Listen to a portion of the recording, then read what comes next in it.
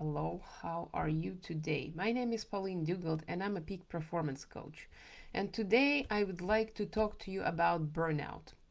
Burnout is such an insidious thing that is it really is worth to mention because in my life I have discovered that I was burnt out for many years. And I actually see burnout as this mind virus. It affects you in very invisible ways. And the ways in which you can see it manifest is low grade depression, anxiety, pointlessness, and futility to everything that you do, endless frustrations, and the loops of overthinking. There are other physical symptoms that may show up as well later on, which can affect your body in greater ways. And the lack of sleep and adrenal fatigue and all those things, they are connected to burnout. And I believe that burnout is the main reason why we are feeling stuck, why we can't solve problems at the higher level, because we are all contained within this burnout state. We are living in this reality, which is a really great world right now. Even though you look outside and there's chaos happening everywhere, the quality of living is amazing. But we are constantly looking for invisible tigers that are chasing us. And so there are a lot of people that can't even access their own creativity, their own potential, because they're always dealing with burnout. The reason why I started peak performance coaching is because I was so passionate about helping people access their potential, uncover their creativity, and fully express themselves the way that they are.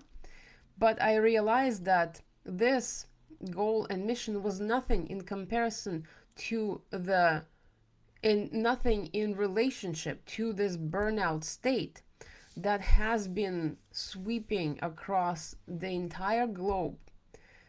For me personally, I have been living in burnout for many, many years and I have been normalizing it. Being exhausted, not feeling myself, and constantly being dependent on coffee to just go get through the day. That was my reality, and I thought it was normal. I thought this was how the world is. You just gotta hype yourself up enough in order to get through the day, have some kind of sleep, and then continue doing the same thing over and over again. Of course, I was not connected to my the I was not connected. Hi Rose, it's so great to see you. Thank you for the comment. And this is the story not of just me, but of a lot of people. How many people do you know that are not actually burnt out? If you are working, if you have a family, and especially if you have a business, there is going to be more than likely chance that you are going to be in burnout. And so in physical form, if you are overtraining, if you go to the gym and you overtrain and you get injured, you can't train anymore. So physically, it's pretty clear. You put too much stress on your body, the body gives up, you see the exact result, and then you sit back and you can't train anymore. But what happens with the mind? If you have a burnout, it's invisible. So the damage, that injury that happens to the internal mind, to the internal psyche, to whatever you want to perceive it as, it's invisible. And so you continue going to the proverbial gym and working the same way as you used to without realizing that something is broken.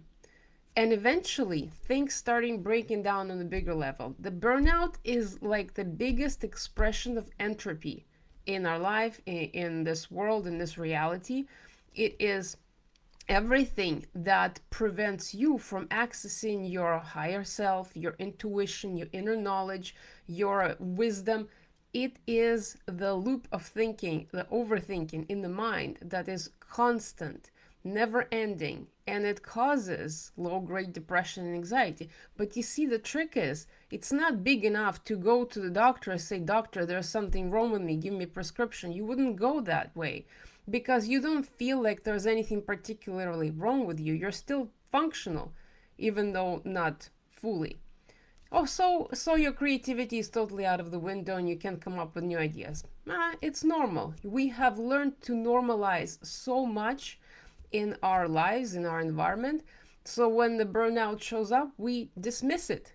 We brush it off and we continue going because everything is about competition. Everything is about the survival of the fittest. We have to keep going. But what is happening right now in the world is changing at the exponential rate. It is changing so fast we can't even conceptualize. The amount of change that is going to happen in the next 10 years is going to be equal to the amount of change that we have seen in the last 100 years. And that is the key. How are we being prepared to deal with the world that is changing so much? And yes, Rosa, thank you. When your creativity is slow, that is an indication of burnout. When you feel yourself cynical, constantly frustrated, and not being able to feel or come up with creative ideas, when you're not feeling joy, that is also another number one sign of burnout. Not being able to feel joy, not being to feel able to feel happiness just by exploring this life and acknowledging all the things that you have, not being able to see and feel grateful for the things that you have, constantly looking outside of yourself, out into the far distance, and maybe someday I will go on vacation and things will be okay.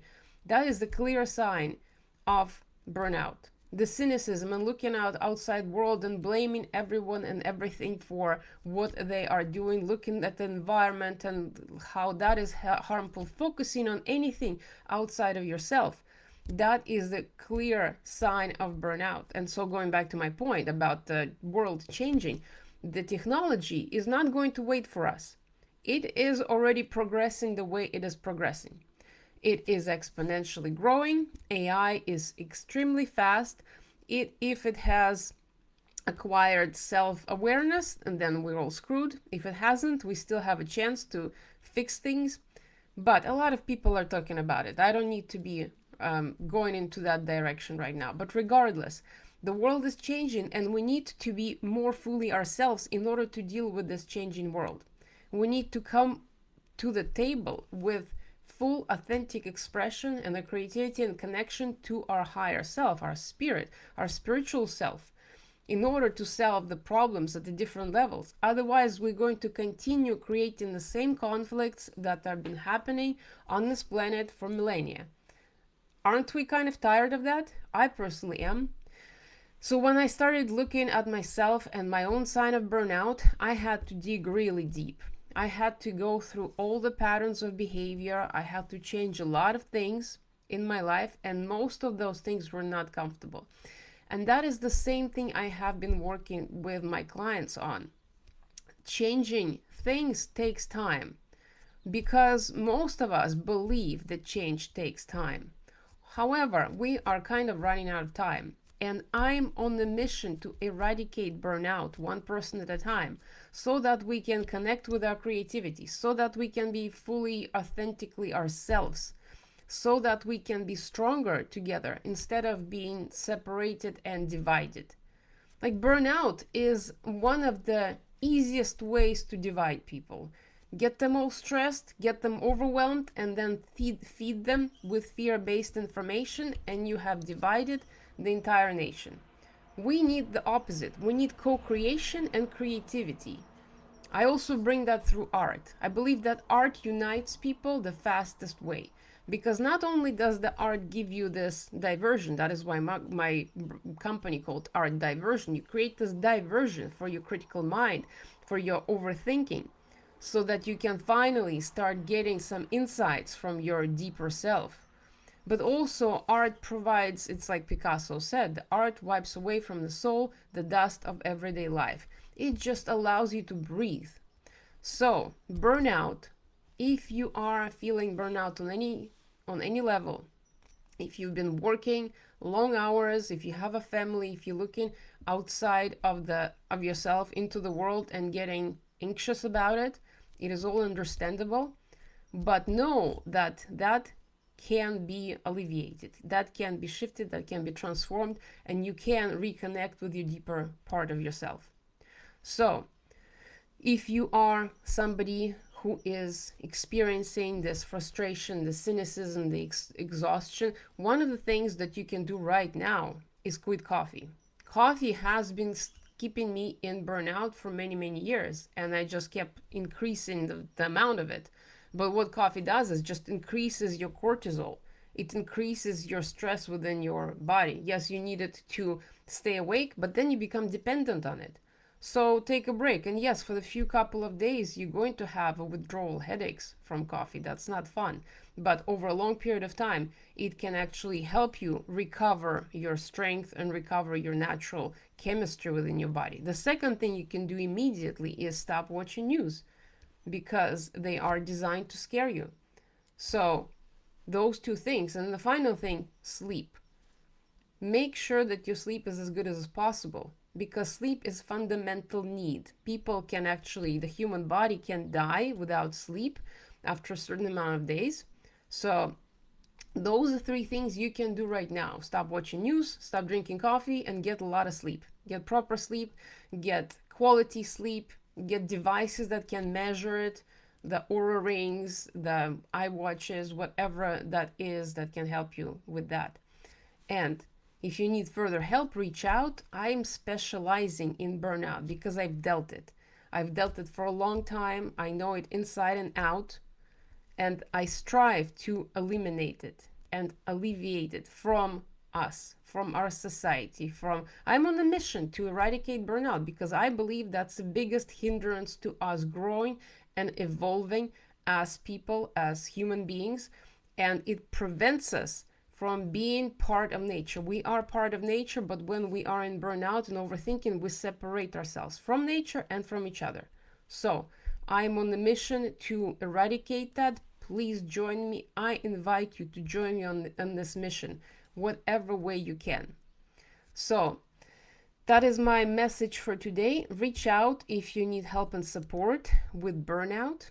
If you want to be a peak performer, if you want to be connected to nature and your family and be abundant in all kinds of resources and grateful and feeling fulfilled and satisfied and happy, that is all possible. So with this, I leave you and have a great rest of the week, and I will see you next time. Bye.